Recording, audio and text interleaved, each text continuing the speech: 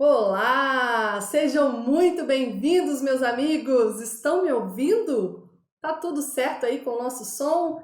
Sejam muito bem-vindos a mais um aulão Quinta Quarentena Constitucional. Nós vamos trabalhar hoje com questões do CESP. Essa é uma continuidade de aulões que estão acontecendo todas as quintas-feiras, às 14 horas, um evento aqui do Ponto dos Concursos, tudo certo? Tranquilo. O evento do Ponto dos Concursos e nós, professora Lízia Medina. Deixa eu ver quem está aí. Coloca aí no chat que eu quero saber quem está aí, de onde que você está assistindo esse aulão. Quero ver todo mundo que está comigo aqui.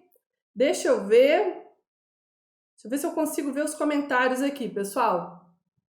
O material da aula, para quem está chegando pela primeira vez hoje, o material da aula será disponibilizado lá no nosso canal do Telegram, Lízia Medina. Eu vou pedir a equipe para colocar aqui nos comentários o link para que vocês possam acessar, baixar o material. E aí lá nesse canal do Telegram nós já temos os materiais das aulas anteriores. Se você está chegando aqui hoje de paraquedas nessa aula, não perca. Assista às aulas anteriores, mas já de posse do seu material. Eu fiz um material contendo 2 colunas, de modo que você consiga marcar qual que é a assertiva e conferindo no gabarito, para que você faça um quadro comparativo e veja aí como que está o seu rendimento com relação às questões da banca CESP. Na primeira aula, nós trabalhamos com noções gerais do âmbito do direito constitucional, dentro de teoria geral, e iniciamos a parte de teoria geral dos direitos fundamentais. Na segunda aula, trabalhamos e aprofundamos em teoria geral dos direitos fundamentais, ponto muito importante e exigido pela banca CESP, com ênfase em alguns dispositivos constitucionais que são cobrados. E hoje, finalmente, nós vamos iniciar os direitos fundamentais em espécie. Eu trouxe para vocês também, vou disponibilizar lá no nosso canal do Telegram, um material destacando quais são os incisos mais incidentes na prova. É muito importante que você efetue a leitura do texto constitucional. A gente sabe que lei seca é importante, mas muitas das vezes, os alunos acabam negligenciando o estudo da lei seca. Por isso, eu chamo a atenção para vocês. Vamos ler, não só ler, vamos estudar a legislação que ela despenca em prova. Já destaquei aqui que cerca de 70% a 80% das questões do CESP vão exigir do candidato o conhecimento da legislação. Por essa razão, aqui na nossa aula, eu vou a todo momento destacar qual que é o dispositivo. Peço a você, inclusive, para que pegue a sua Constituição, assista a aula com a Constituição em mãos, aí sobre a sua mesa. Espero que você esteja assistindo de uma mesa, né? Nada de assistir com o notebook deitado na cama, debaixo das cobertas. Você está aqui para estudar. Vamos tornar essa quarentena mais tranquila, mais leve, estudando juntos. Essa que é a nossa proposta, toda quinta-feira às 14 horas aqui no canal do Ponto e no meu canal também, Lízia Medina. Nós vamos estudar juntos. O objetivo dessa aula não é aprofundarmos na temática, mas abordarmos 20 questões, eu trouxe para vocês 20 questões da banca CESP, para poder destacar e para poder lhe mostrar quais são os pontos que você tem que ter cuidado, o que a banca cobra, como ela exige. Fiquem atentos comigo. Quem está aí, deixa eu ver, não estou conseguindo ver os comentários, vou colocar aqui. Ah, agora sim! Olá, pessoal, sejam muito bem-vindos. André Luiz, Gerlane Medina, olha, parente. Eu sou Lízia Medina, pessoal, já me apresentei aqui. Vou aproveitar que eu tenho uma xará, Gerlane Medina está me assistindo. Eu sou a professora Lízia Medina, sou professora de Direito Constitucional do Ponto dos Concursos e eu também atuo como coach, ajudando os alunos aí nesse processo de preparação. Sempre trabalho com técnicas de estudos. E por que eu faço isso, né? Porque muitos anos, mais de 12 anos de sala de aula, eu percebi que os alunos não sabem estudar. Passam durante uma graduação por muitos e muitos anos sem aprender a estudar. Por essa razão, eu vou destacar aqui com vocês uma das técnicas que é, sem dúvida, a mais eficiente, que é a resolução de questões. A sua prova é feita de questões, da primeira à última, portanto, você tem que saber resolvê-las. Marcos Vinícius, seja bem-vindo. Tatiana Veiga, Ricardo Berto, outro mineiro aí, uai. Sou mineira também. Vamos que vamos. Dom Messias, Vamos lá, pessoal. Vamos direto ao ponto aqui para as nossas questões. Vem comigo. Nas aulas passadas nós vimos que o texto constitucional ele vai trazer uma classificação. Temos 5 categorias dos chamados direitos e garantias fundamentais. Nós vamos trabalhar hoje, sobretudo, dentro dessa primeira categoria, que são os direitos e deveres individuais e coletivos, que estão concentrados no artigo 5º. Eu não preciso dizer, mas vou reforçar que o artigo 5º, sem dúvida, despenca em prova. Hoje nós vamos trabalhar somente no artigo 5º. Ele despenca em prova, é importantíssimo. Então, se você vai iniciar o seu estudo de direito constitucional para a banca CESP, inicie pelo artigo 5º, lendo devagar, compreendendo cada dispositivo no contexto dos direitos fundamentais. E vimos também, dentro de teoria geral, a classificação dos direitos fundamentais. Vimos que o que interessa para a nossa prova são as 3 primeiras gerações ou dimensões de direitos fundamentais. O direito que nós vamos trabalhar hoje são aqueles direitos relacionados à primeira dimensão. São os direitos de primeira dimensão relacionados ao valor liberdade, os direitos civis, políticos, as liberdades individuais. Lembra aqui que eu coloquei para vocês? Quem não tem esse quadro é para você printar. Printa aí, tira uma foto, coloca na sua parede, porque ele é importantíssimo para a compreensão das 3 dimensões dos direitos fundamentais que são objeto de prova. A primeira dimensão relacionada ao valor liberdade, cuja palavra-chave são as liberdades individuais, são direitos negativos por exigirem apenas uma abstenção por parte do Estado, exigem uma conduta negativa por parte do Estado. Por isso são direitos negativos, liberdades individuais negativas.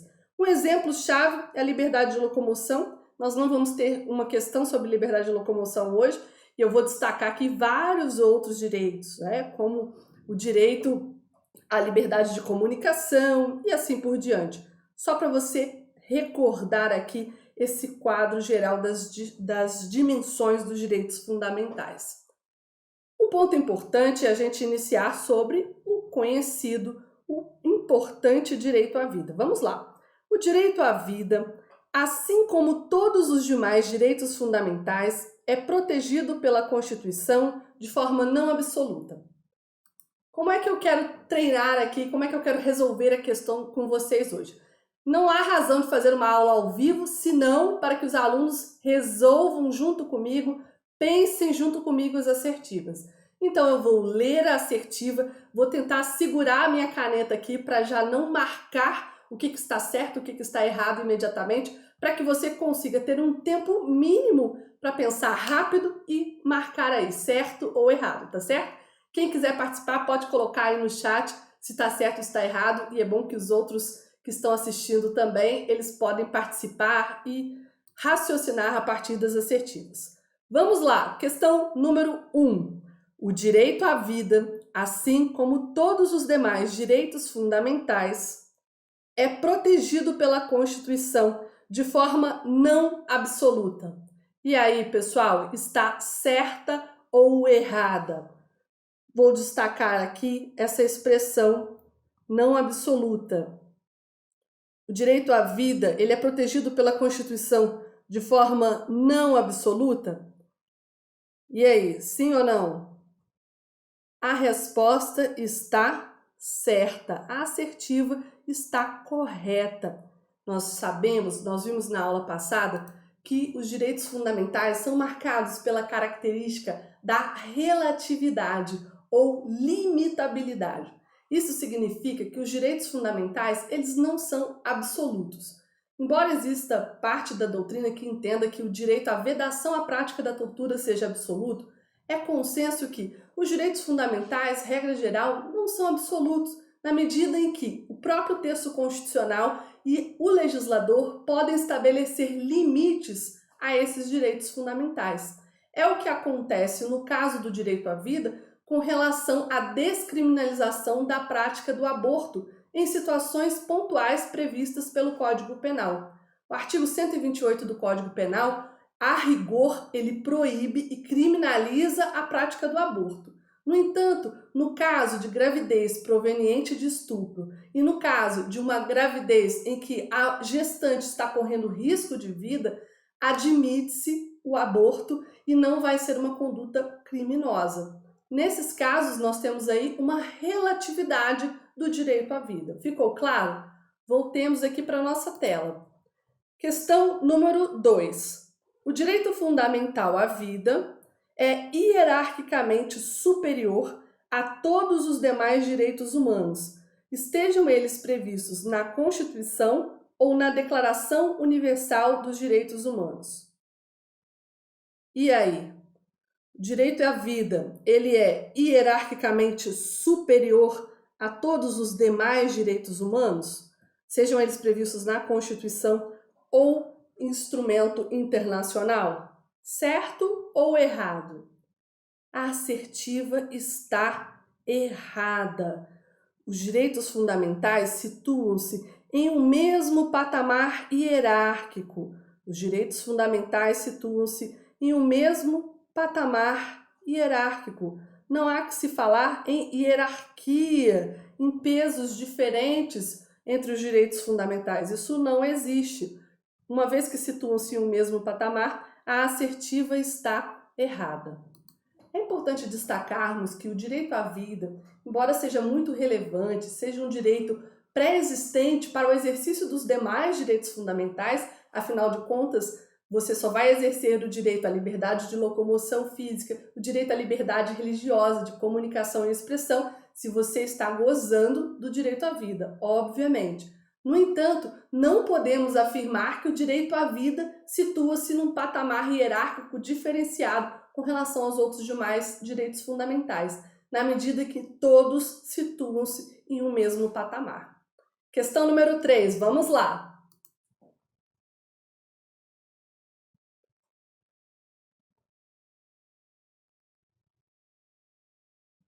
Direitos individuais implícitos. Direitos individuais implícitos. Olha aí, pessoal, questão de 2020, questão do CESP 2020. Direitos individuais implícitos estão subentendidos nas regras de garantias fundamentais, sendo exemplos os desdobramentos do direito à vida. Direitos individuais implícitos estão subentendidos nas regras de garantias fundamentais, sendo exemplos os desdobramentos do direito à vida. A resposta está correta. Considero essa questão uma questão um pouco mais complexa, já que ela traz essa categoria de direitos individuais implícitos formulada pelo professor José Afonso da Silva, aquele professor que formulou aquela teoria das normas constitucionais, da classificação das normas constitucionais, que vocês certamente já estudaram. Lembrando que nós vimos nas aulas anteriores que os direitos fundamentais, embora estejam consagrados expressamente no texto constitucional, nós temos direitos que são implícitos, decorrentes do próprio regime e de tratados internacionais de direitos humanos, de tratados internacionais de uma forma geral, de que o Brasil seja parte. O fato é que o José Afonso da Silva, ele traz essa classificação para destacar que os direitos individuais, eles não apenas estão expressos no texto constitucional. Vamos incluir também os direitos que são desdobramentos desses direitos expressos. E aí, eu já vou me adiantar aqui com vocês um ponto importante, que é justamente como que o direito à vida, ele se organiza, como que é a estrutura do direito à vida. O direito à vida, deixa eu colocar aqui de uma vez, direito à vida, vamos lá para a gente recordar. O direito à vida, ele possui uma dupla acepção. Uma acepção biológica e uma acepção mais ampla. Vou explicar. Direito à vida possui uma dupla acepção. A acepção biológica significa o direito de não ser morto, o direito que nós temos de não ter a nossa vida sendo retirada de forma arbitrária, de forma artificial. Isso que significa o direito à vida nessa proteção biológica. Como desdobramento dessa primeira acepção, nós temos a proibição da tortura, nós temos o direito à saúde, que é atrelado ao direito à vida, né? Já que nós temos o acesso à saúde, o direito à saúde está diretamente relacionado. Como ter uma vida, se essa vida não pode ser retirada artificialmente, se nós temos esse direito assegurado, o direito à saúde ele está diretamente relacionado. Além disso, a integridade física e psíquica, é protegida pela prática da tortura. Isso está relacionado, essas dimensões estão relacionadas à acepção biológica. Mas não basta respirarmos, nós temos que ter também uma vida digna, uma vida com um mínimo de dignidade. A nossa subsistência ela deve ser assegurada. Por isso, a segunda acepção, que é uma acepção mais ampla. O direito à vida, então, significa o direito de respirar, o direito de não ter a nossa vida retirada de forma arbitrária, artificial, mas também o direito, uma acepção mais ampla, a nossa proteção, a nossa subsistência. Significa que um mínimo existencial de direitos devem ser assegurados às pessoas para que elas possam ter uma vida digna, uma vida minimamente com dignidade, assegurando-se aí a dignidade da pessoa humana, fundamento da Constituição prevista no artigo 1º, inciso 3 do nosso texto constitucional. Olha que importante. E agora você vai entender o que a assertiva número 3, ela está abrangendo. Os direitos individuais implícitos estão subentendidos nessas regras, sendo exemplo os desdobramentos do direito à vida. Nesse caso, por exemplo, o direito a uma vida digna, seria um direito fundamental, um direito individual implícito. Então está certa a resposta. Perfeito, pessoal? Avançando para a próxima assertiva. Vamos lá. Vou deixar aqui para ficar mais limpa a tela para vocês. O direito à vida, questão número 4. O direito à vida desdobra-se da obrigação do Estado de garantir à pessoa o direito de continuar viva e de proporcionar-lhes condição de vida digna. Certa ou errada? A resposta está certa. Dentro dessa explicação que nós vimos, que o direito à vida tem essa dupla acepção. Uma é o direito de continuar vivo e a segunda, essa questão da dignidade da pessoa humana. Certa a questão número 4, agora ela ficou fácil. Prosseguindo. Opa, o que eu fiz aqui? Pronto. Questão número 5. A Constituição da República protege todas as formas de vida, inclusive a intrauterina? Certo ou errado? A Constituição, pessoal, ela protege a vida intrauterina? A resposta está certa. Nós vimos que a Constituição ela não faz menção expressa à vida intrauterina e extrauterina. No entanto, nós sabemos que o fato do Código Penal prever como regra geral a proibição da prática do aborto, criminalizar a prática do aborto, significa que a vida intrauterina também está tutelada pelo texto constitucional. Portanto, a assertiva está correta. Questão número 6. Segundo a posição majoritária do Supremo Tribunal Federal, a realização de pesquisas em células tronco embrionárias ofende o direito à vida, assim como o princípio da dignidade da pessoa humana. A realização de pesquisas em células tronco embrionárias ofende o direito à vida, assim como o princípio da dignidade da pessoa humana? A resposta está errada, porque a pesquisas com as células tronco embrionárias, segundo o Supremo Tribunal Federal, não ofende o direito à vida, tampouco a dignidade da pessoa humana. Quando um casal, por exemplo, quando um casal procura um laboratório genético para poder realizar uma fertilização in vitro, é muito comum que sobrem no laboratório células que seriam descartadas mesmo para o lixo. Essas células, chamadas de células tronco embrionárias, seriam descartadas. E aí a grande discussão que foi levada ao Supremo, e o Supremo entendeu que a pesquisa científica, a pesquisa no campo da saúde, ela não viola o direito à vida, ela não viola a dignidade da pessoa humana. Ao contrário, ela traz esperança de ter uma vida mais digna para aquelas pessoas que possuem doenças crônicas, que possuem doenças graves, que dependem da evolução da ciência, da evolução das pesquisas com estas células-tronco para terem uma vida mais feliz, para terem uma vida, para gozarem no futuro de uma vida mais digna, uma vida mais feliz.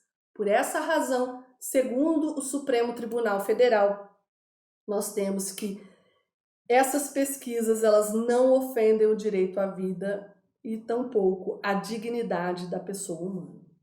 Muito importante vocês destacarem aí essa jurisprudência, ela despenca em prova. Vocês viram que essa questão aqui é de 2010, devemos ter um cuidado redobrado com essa jurisprudência consolidada do Supremo.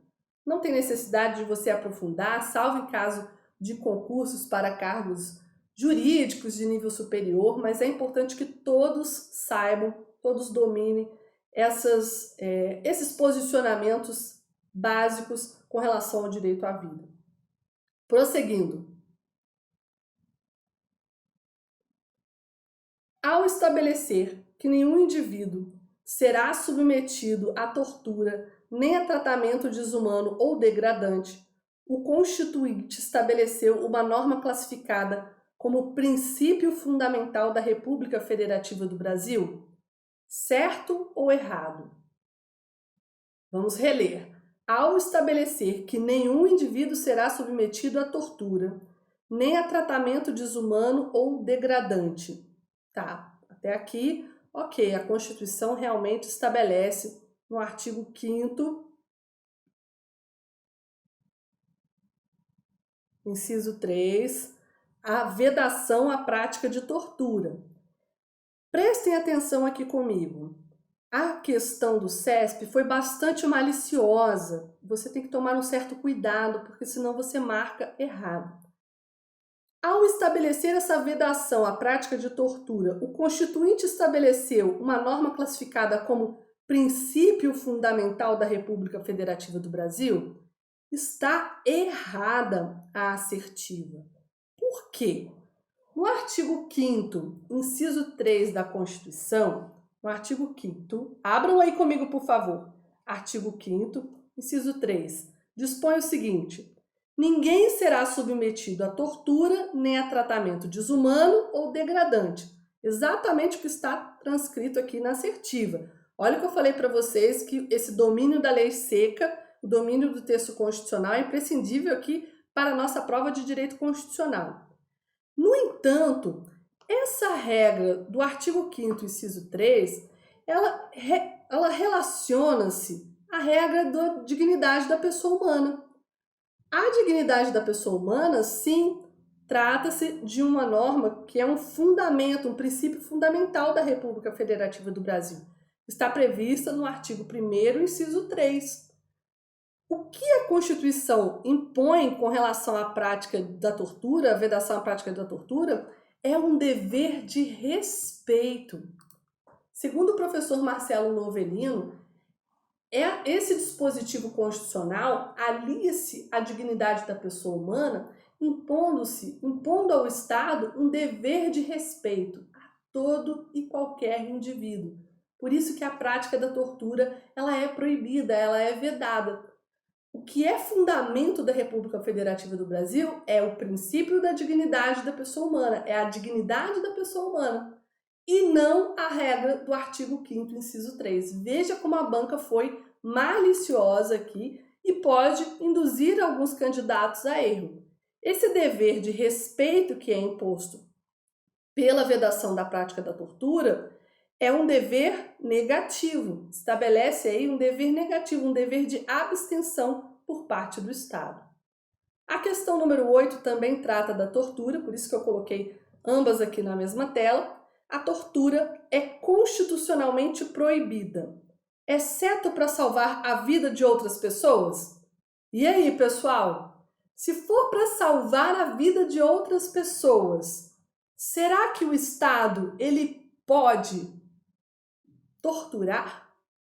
Coloque aí no chat, certo ou errado essa questão. A prática da tortura, ela não comporta exceções. A prática da tortura não comporta exceções. Inclusive, a tortura é considerado crime inafiançável. Anotem aí, a tortura é crime inafiançável previsto no artigo 5º, inciso 43 do texto constitucional. Artigo 5º, inciso 43 do texto constitucional. Crime inafiançável, não comportando qualquer exceção. Prosseguindo. Tá dando tempo de anotar, pessoal? Depois vocês coloquem aí se o ritmo tá legal. Prosseguindo, questão número 9. Questão número 9. Consoante o princípio do acesso universal e igualitário às ações e serviços de saúde, todos os seres humanos têm direito à vida. E em caso de adoecimento, ao receber tratamento condigno de acordo com o estado atual da medicina, independentemente de sua situação econômica. E aí, certo ou errado? Princípio do acesso universal às ações de saúde, ou seja, acesso universal, o princípio é o direito à saúde, que é um direito universal aqui no Brasil, né? Direito à saúde. Direito à saúde é um direito universal, princípio da universalidade. Nós temos aqui, está certa, independentemente da situação econômica da pessoa, nós temos o acesso universal ao nosso sistema de saúde, conforme o artigo 196 da Constituição. Artigo 196 do texto constitucional. Anotem aí para depois vocês efetuarem a leitura, ainda mais em tempos de pandemia, é muito importante. Com certeza vamos ter questões de prova envolvendo aí direito à saúde e direito à vida. Tema forte para ser cobrado. Questão número 10. Questão importante. Atenção, pessoal, que vai fazer carreiras policiais, concurso para carreiras policiais. Essa questão de número 10 é muito importante. O uso de algemas durante a audiência de instrução e julgamento pode ser determinado pelo magistrado quando presentes, de maneira concreta, risco à segurança do acusado ou das pessoas ao ato presentes? Certa ou errada? O uso de algemas, a questão refere-se aí ao uso de algemas durante a audiência de instrução e julgamento. E aí, quando que o magistrado pode determinar o uso de algemas? Em caso de riscos à segurança do acusado ou das pessoas que estejam presentes no local da audiência. A resposta está correta. Espero que vocês já tenham efetuado a leitura das súmulas vinculantes. Todas são muito importantes para a nossa prova.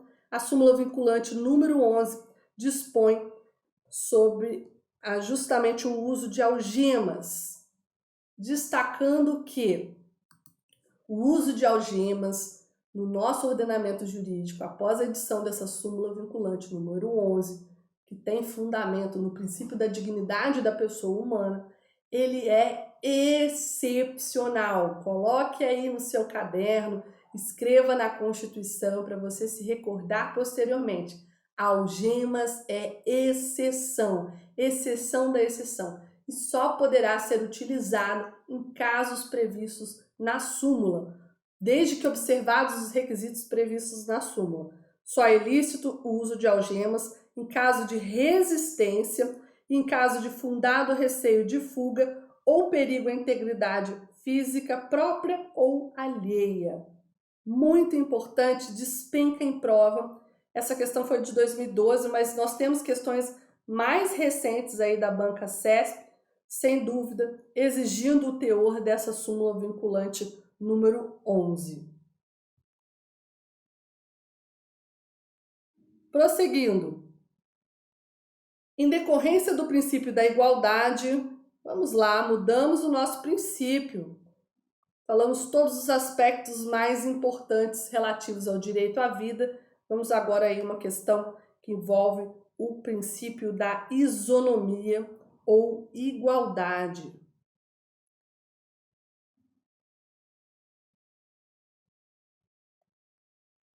Em decorrência do princípio da igualdade, é vedado ao legislador elaborar norma que dê tratamento distinto a pessoas diversas.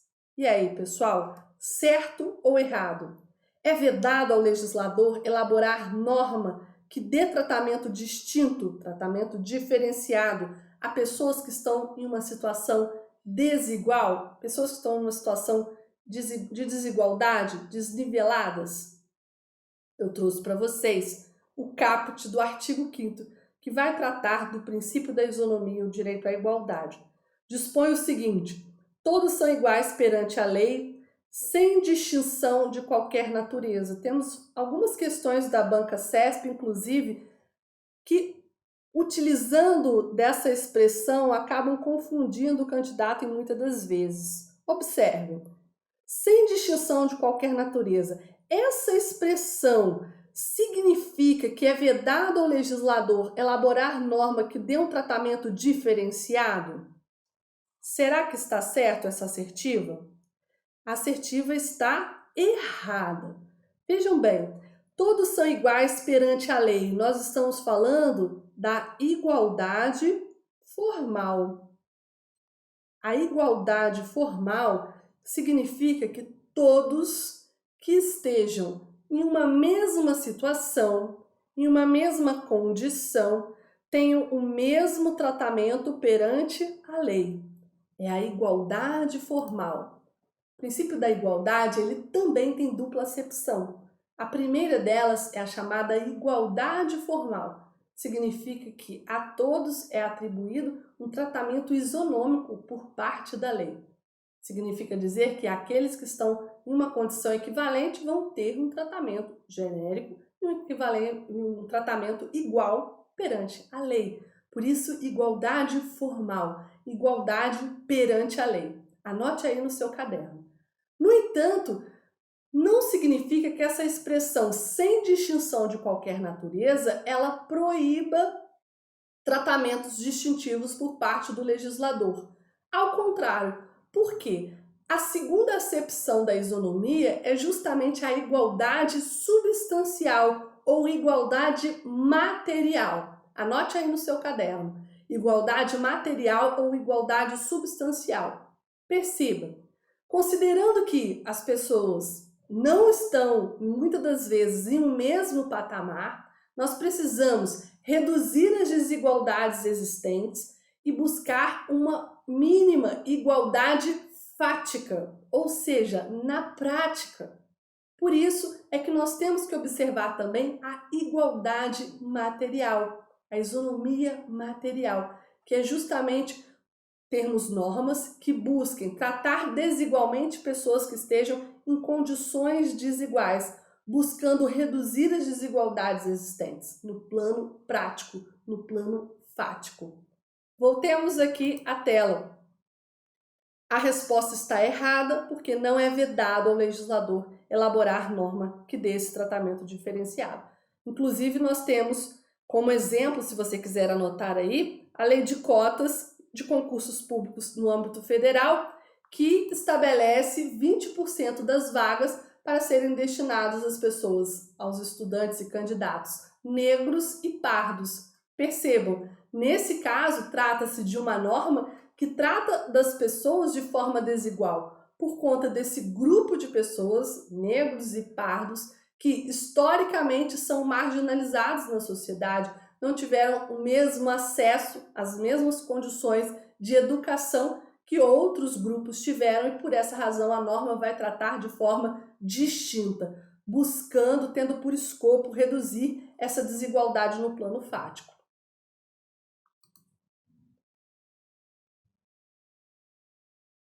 Questão número 12. Vamos que vamos! Embora a Constituição de 1988 preveja expressamente não distinção entre brasileiros, o próprio Constituinte estabeleceu no texto constitucional hipóteses de tratamentos distintos entre homens e mulheres. Certo ou errado? Bem fácil essa questão, né? Bem fácil essa questão, bem simples. A assertiva está correta. Vou colocar aqui para você marcar, para você destacar aí na sua Constituição. O artigo 5º, inciso 1, dispõe o seguinte, que homens e mulheres são iguais em direitos e obrigações nos termos desta Constituição. Homens e mulheres são iguais nos termos dessa Constituição. Isso significa que não pode haver distinção entre homens e mulheres? Está errado. A própria Constituição ela vai trazer uma série de hipóteses de tratamentos distintivos. Obviamente, desde que haja um critério razoável, não só a Constituição, mas a própria lei, ela pode estabelecer esses critérios distintivos entre homens e mulheres, porque homens e mulheres não são iguais. Não são iguais? Não. A força física é diferente. A questão da maternidade, da paternidade, vamos ter tratamentos diferenciados, por isso que a licença maternidade e a licença paternidade nós vamos ter distinções de prazo. Vem comigo para a próxima questão que você vai entender. Eu trouxe aqui os exemplos constitucionais para vocês. Artigo 5º, inciso 50, e o artigo 7º, inciso 20 do texto constitucional, ele vai trazer algumas exceções aí à regra do artigo 5º, inciso 1, que eu falei com vocês.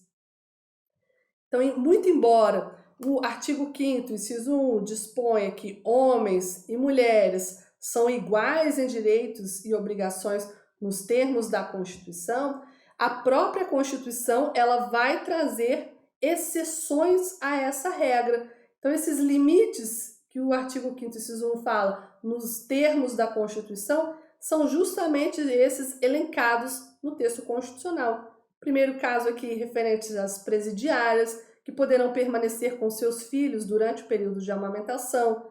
Devemos ter normas de proteção no mercado de trabalho para a mulher, normas voltadas para a mulher, já que nós sabemos que historicamente e inclusive atualmente as mulheres ainda ganham menos do que os homens, ocupando mesmas posições dentro das empresas.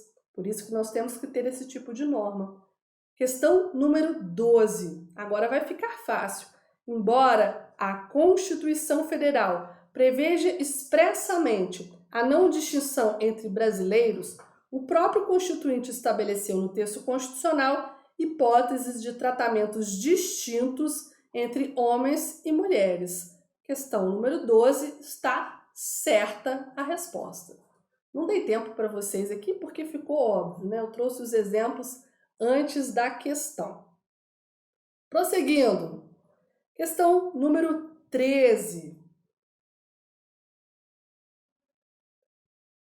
Lei aprovada pelo Congresso Nacional para conferir proteção especial às mulheres, seja qual for o tratamento diferenciado entre os gêneros, contrariará a Constituição, que prevê igualdade entre homens e mulheres em direitos e obrigações. No caso, nós temos uma lei que é aprovada para dar proteção especial às mulheres. A lei não fala qual proteção é essa, né? A assertiva não menciona qual proteção é essa. Mas seja qual for o tratamento diferenciado entre os gêneros, contrariará a Constituição? Não, a resposta está errada. Lembrando que pode sim o legislador estabelecer critérios, estabelecer normas protetivas com relação às mulheres, nesse caso aqui que nós estamos observando da assertiva, justamente para tentar reduzir essas desigualdades existentes, lembrando que a lei deve obedecer a critérios de razoabilidade, necessariamente. Não podem ser leis arbitrárias. Tem que ser uma lei baseada no critério justo, no critério razoável e proporcional. Então, destaque aí no seu caderno, faça essa observação, porque isso é importante. Inclusive, nós temos algumas questões que pegam justamente nesse ponto. Não é qualquer lei, não é possível qualquer lei que atribua esse tratamento diferenciado. Não, nós temos que observar se existem critérios que justifiquem esse tratamento diferenciado e critérios que sejam proporcionais e razoáveis.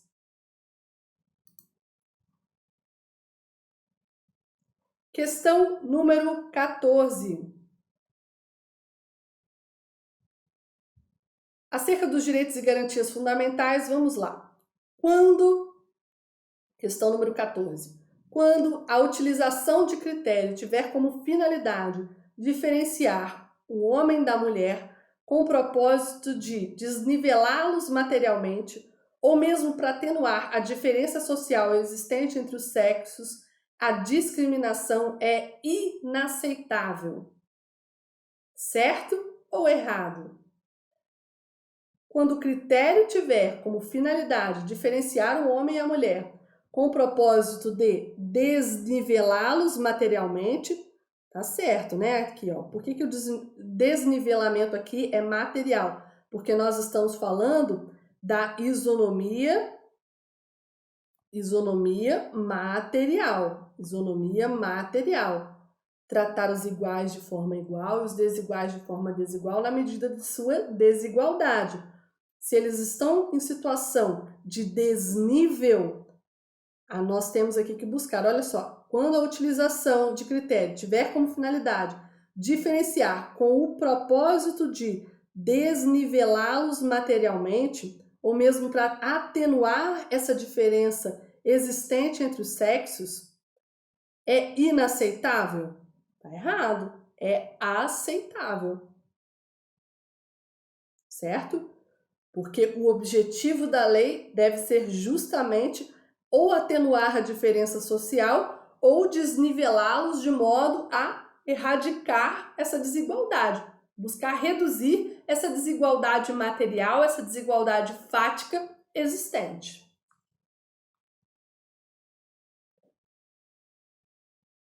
Opa, o que eu fiz aqui? Só um minuto.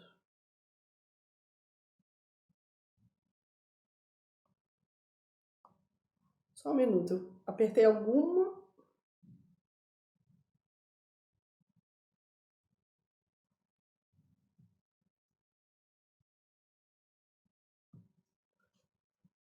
Vamos lá. Avançando. Questão número 15. Questão número 15. Não sei o que aconteceu, não está aparecendo mais a minha caneta aqui.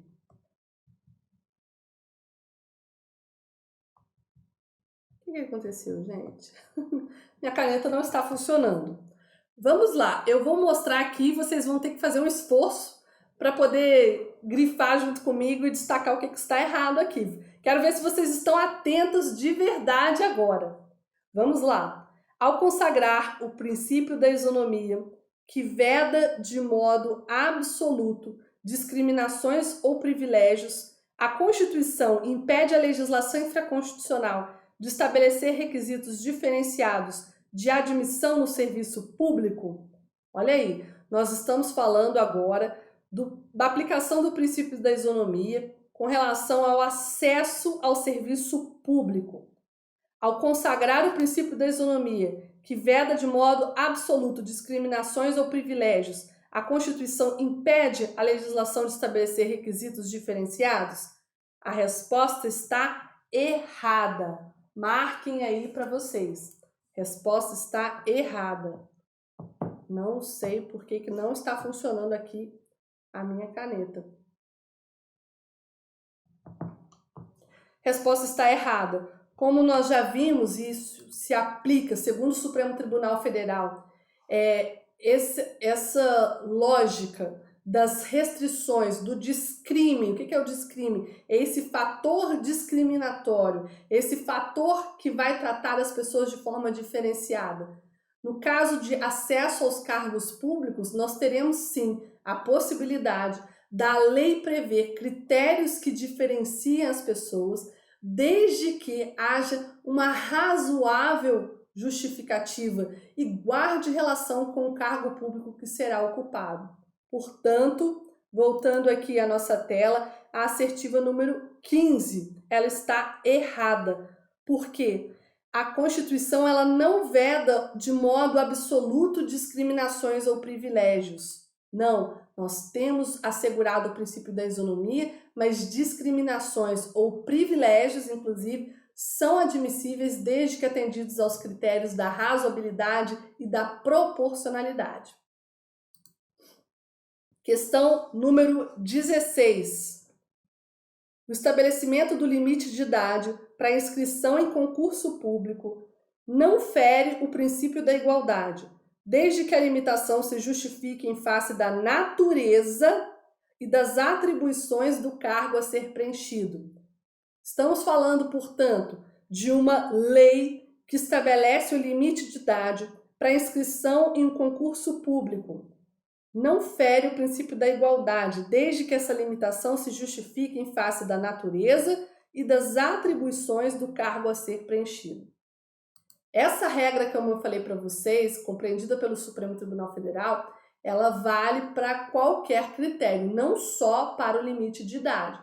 É muito comum, por exemplo, para o acesso a determinados cargos, nós temos o limite de altura, o limite de altura mínima, o limite de altura máxima para determinados cargos, desde que guarde relação com o cargo e esteja previsto em lei, desde que haja essa justificativa razoável, é sim possível a legislação trazer esses critérios discriminadores, esses critérios diferenciadores, inclusive com relação à idade. E aí nós temos uma súmula do Supremo Tribunal Federal, que é a súmula 683, que despenca em prova. Anotem aí, súmula 683, que trata do limite da idade. O limite de idade para inscrição em concurso público só se legitima em face do 7º, inciso 30 da Constituição, quando possa ser justificado pela natureza das atribuições do cargo a ser preenchido. Portanto, a questão de número 16 está certa. Marquem aí, a questão número 16 está certa. Cuidado com pegadinhas. É muito comum uma questão trazer justamente essa situação de guardar relação com o cargo, o limite ser razoável, a discriminação, critério diferenciador ser razoável, no entanto, está previsto em edital. Cuidado! O edital não pode prever por si só esses critérios diferenciadores. Deve estar previsto em lei, ser uma medida discriminatória, proporcional, razoável e guardar relação com o cargo. Tem que guardar relação com o cargo e essa justificativa ser razoável, segundo o Supremo Tribunal Federal. E aí, o teor da súmula 683 é importantíssimo que vocês compreendam, né? Não vou dizer decorar, porque é bem simples a compreensão. Uma vez entendido, eu acredito que vocês vão tirar de letra aí na hora de resolver as questões. Questão número 17. Opa! Só um minuto, pessoal. Deixa eu ver o que eu fiz de errado aqui. Vou abrir aqui. Agora acho que eu já sei o que eu fiz de errado. Ah, já achei. Vamos voltar aqui. Já achei os meus slides. Já vi o que eu tinha feito errado. Não sei como que mudou a tela, mas está tudo certo. Vamos continuar. Questão número 17. No constitucionalismo, No constitucionalismo, a existência de discriminações positivas iguala materialmente os desiguais? Questão número 17.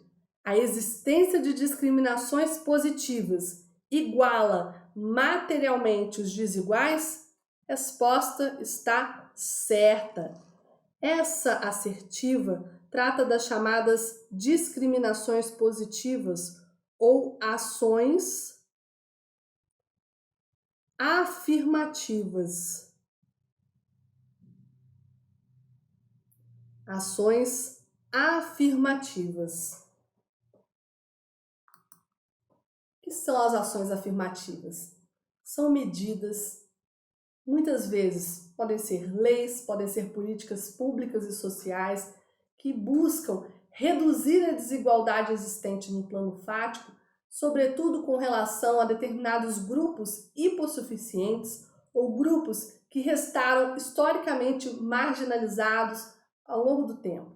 E aí, por essa razão, nós vamos ter medidas, vamos ter ações afirmativas com a finalidade de reduzir essas desigualdades existentes para proteger esse determinado grupo, dando condições, dando situações positivas, uma atuação mais positiva para esse determinado grupo hipossuficiente ou tradicionalmente marginalizado. É o caso, por exemplo, do ProUni, é o caso, por exemplo, da Lei Maria da Penha, é o caso, por exemplo, das cotas para acesso às universidades públicas. Nesse caso, como eu já tinha feito menção, a lei federal que autoriza o destino de 20% das vagas para as universidades públicas, para os concursos públicos, desculpem, no âmbito federal, é justamente uma medida que visa reduzir essa desigualdade existente. No caso de cotas para acesso às universidades públicas, o que o Supremo Tribunal Federal entende? Entende que é sim constitucional. É como se essa medida ela tentasse nivelar, trazer para o mesmo nível pessoas que estão em patamar diferenciados. Então vamos imaginar aqui no caso de acesso às universidades públicas. Grande parte dos alunos que vão prestar o Enem, por exemplo, grande parte dos alunos que querem acessar a universidade pública, eles estão numa situação, uma condição muito desfavorável por não terem tido acesso a uma escola pública, por serem negros, pardos, e aí nesse caso não terem tido acesso a um ensino de qualidade, que eu digo. E aí o que a medida faz? Ela busca igualar a linha de largada. E aí, no caso, aquele outro grupo que é mais favorecido e este grupo que foi marginalizado historicamente, eles vão largar para o caso do vestibular aí, para o acesso ao ensino superior igualmente. Então a medida ela visa reduzir, visa equilibrar aí para o acesso às universidades públicas. Por isso, discriminações positivas que buscam igualar materialmente aquelas pessoas que estão numa condição desigual. Por isso, material, isonomia material. As ações afirmativas relacionam-se àquela acepção que eu mencionei inicialmente sobre a igualdade material, isonomia material, que busca reduzir as desigualdades fáticas. Vamos tentar aí, aplicar na prática igualdades de condições para as pessoas. Questão número 19. A Constituição Federal prevê expressamente a exigência de inscrição no Conselho de Fiscalização para o exercício de qualquer atividade profissional? Mudamos aqui o nosso direito, já falamos do direito à igualdade, e a questão 19 versa sobre o direito de liberdade profissional, do exercício da atividade profissional. Está previsto lá no artigo 5º, inciso 13 da Constituição. Observem comigo, abram comigo, por favor, a Constituição de vocês. Esse artigo despenca em prova, por isso que eu trouxe apenas essa questão, não queria deixar de abordar com vocês. Dispõe o seguinte, o artigo 5º, inciso 13, que é livre o exercício de qualquer trabalho ofício ou profissão, atendidas as qualificações profissionais que a lei estabelecer. A Constituição prevê a exigência de inscrição em conselho de fiscalização? Está errado. Mas a lei, ela pode estabelecer a exigência de inscrição? Certo, a lei pode estabelecer. Trata-se de uma norma constitucional de eficácia contida.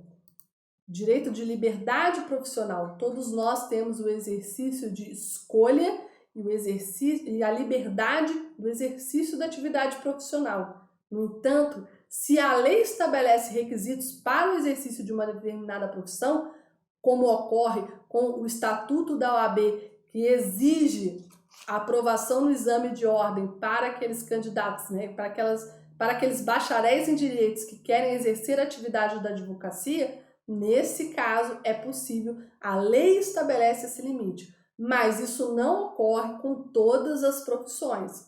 Inclusive, temos profissões que não são nem disciplinadas, nem regulamentadas. Esse ponto aqui cai muito em prova, despenca em prova, por isso que eu trouxe para a gente poder analisar. Por último, a questão número 20 trata do direito de reunião. Vamos aproveitar aí esse momento que temos muitas reuniões, muitas manifestações acontecendo pelo país. É um ponto aqui importante para ser exigido. E a Banca CESP, olha aqui, ó, questão de 2020. A Banca CESP, ela tem uma tendência de cobrar assuntos que estão na ordem do dia. Direito de reunião, sem dúvida alguma, ele é importante porque não está a todo momento aí na ordem do dia, no caso do Brasil e todos os nossos estados da federação. Vamos lá. Um grupo de pais apresentou requerimento a determinado município solicitando autorização para realizar manifestação pacífica na praça pública, onde está situada a prefeitura, a fim de protestar contra políticas públicas municipais. A autoridade pública competente negou o pedido sob o fundamento de que frustraria outra reunião anteriormente convocada para o mesmo horário e local. Nessa situação hipotética, para realizar a referida manifestação, o grupo de pais utilizou um instrumento. E aí, primeiro ponto que a gente tem que compreender é se esse instrumento ele é adequado ou inadequado. O direito de reunião ele está previsto no artigo 5º, inciso 16 do texto constitucional. Artigo 5º, inciso 16. O que nos chama a atenção, e quando você vai fazer a sua questão, você já deve ir grifando aqui, na hora da sua prova, um grupo de pais apresentou um requerimento solicitando uma autorização para realizar uma manifestação pacífica, ou seja, uma reunião na praça pública. Então, ele quer fazer apenas uma reunião. Será que precisa, pessoal, de requerimento? Será que essa formalidade, requerimento, está correta? Será que eles precisam de autorização? Não precisa. A Constituição fala, independentemente de autorização, a todos é assegurado o direito de reunião. Portanto, a resposta é letra A, inadequado, porque o direito de reunião não requer autorização, mas apenas aviso prévio à autoridade competente. Segundo o disposto no inciso 16 do artigo 5º, todos podem reunir-se pacificamente, sem armas, em locais abertos ao público, independentemente de autorização, desde que não frustrem outra reunião que estava agendada previamente para aquele local. No caso, os pais se equivocaram ao formularem um requerimento pleiteando uma autorização. O que deveria ser feito era apenas um aviso prévio à autoridade competente e, desde que não houvesse outra reunião agendada para aquela mesma localidade para o mesmo horário. No caso, não seria possível, não seria viável esse direito de reunião. No entanto, o aspecto de formalização de um requerimento, um pedido de autorização, é que está errado. Olha quantos pontos importantes nós analisamos hoje, pessoal. E aí, deixa eu ver quem está aqui comigo hoje, nesse finalzinho da nossa aula. Vamos lá, pessoal. Esther, Gerlane, Adriano, muito obrigada pela companhia de vocês. Espero sinceramente que eu consiga ter ajudado, despertado em vocês essa importância de resolver as questões. As questões estão disponíveis lá no nosso canal do Telegram, basta você baixar. Pega também as questões das aulas anteriores, assista na velocidade 2 se você não assistiu ainda, mas vai corrigindo, vai fazendo junto comigo, ou então você pode fazer o seguinte: primeiro baixa o material da aula passada, resolva as questões e depois assiste a aula corrigindo junto comigo. Aí você dá uma aceleradinha na aula, já que você já pensou ali as questões e vai conseguindo resolver ponto a ponto. Toda semana nós vamos resolver juntos questões da Banca CESP. Eu trouxe uma frase aqui para a gente poder finalizar. Essa semana teve uma aluna que me perguntou lá no meu Instagram. Aliás, pessoal, me sigam lá no Instagram, Lízia Medina. Inscrevam-se também no meu canal. Meu canal é Lízia Medina. Está aqui abaixo, ó. Não sei se dá para vocês enxergarem aqui no nosso slide. Deixa eu ver se vocês conseguem. Dá para ver? Olha, Lízia Medina, tá? Com Z, o meu nome. Vocês me sigam lá no Instagram, que nós vamos começar um desafio do artigo 5º da Constituição. E essa semana, uma aluna me perguntou o seguinte: professora, o que é sucesso profissional? Qual que é o segredo do sucesso? E aí eu trouxe uma frase desse livro do Bernardinho. Eu gosto muito do Bernardinho, que foi técnico da seleção brasileira de vôlei, masculino e feminino. É um exemplo aqui no Brasil. E é um treinador de feras, treinador de vencedores. Eu gosto muito de me inspirar nessas pessoas que sabem treinar vencedores, porque os atletas, eles são o ponto fora da curva, em termos de disciplina, de resiliência, de capacidade de concentração, de foco. A gente sempre tem que buscar pessoas para nos inspirar. E aí eu trouxe uma frase que é a seguinte, sobre sucesso. Sucesso é o resultado da prática constante de fundamentos e ações vencedoras. Não há nada milagroso no processo, nem sorte envolvida. Ambos aspiram, amadores aspiram, profissionais trabalham. Deixe de ser um concurseiro amador, seja um concurseiro profissional, um concurseiro que senta e estuda. E desenvolva essas ações que são direcionadas aí para a sua aprovação. E o que são ações direcionadas para a aprovação? São ações constantes de estudo da lei seca, do estudo da jurisprudência, de um estudo aprofundado voltado para a banca. Se o seu concurso é a Banca CESP, conheça a banca, treine muitas questões, centenas, milhares de questões dessa banca. E é muito importante essas aulas que nós estamos fazendo aqui, justamente para poder direcioná-las, para você entender como que a banca cobra e como que você deve se preparar. E vocês viram hoje que 70% das nossas questões foram extraídas do texto constitucional, uma questão aí 10% de doutrina e o restante 20% aí de súmulas, foi a súmula do STF e uma súmula vinculante também. Portanto, você tem que ter esse estudo assertivo, um estudo voltado para a sua banca examinadora, que aí sim vai ser uma ação de sucesso. Lembrando que tem que ser uma ação contínua, tá certo?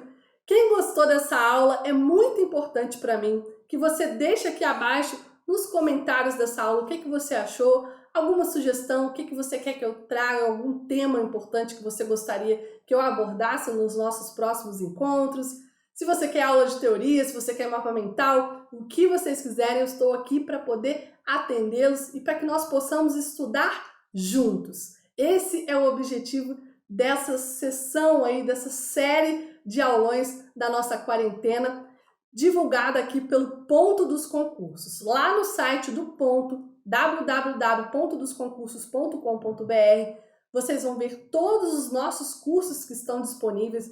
Temos cursos para a Banca CESP voltados, temos os cursos de elite que vocês vão ver como é bem objetivo, direto ao ponto, para que vocês consigam treinar com maior objetividade, maior assertividade.